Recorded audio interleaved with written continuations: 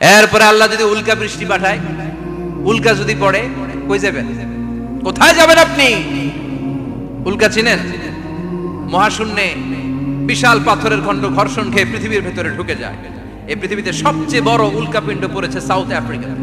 South আফ্রিকার একটা city আছে, হোবা সিটি। এই হোবা শহরে 60 মেট্রিক টন ওজনের একটা উল্কা পড়েছিল, যেখানে পড়েছে পুরো জায়গাটা বিশাল খাদ হয়ে গিয়েছে। এরকম একটা উল্কা যদি এখানে পড়ে আজকে, বাঁচার উপায় আছে?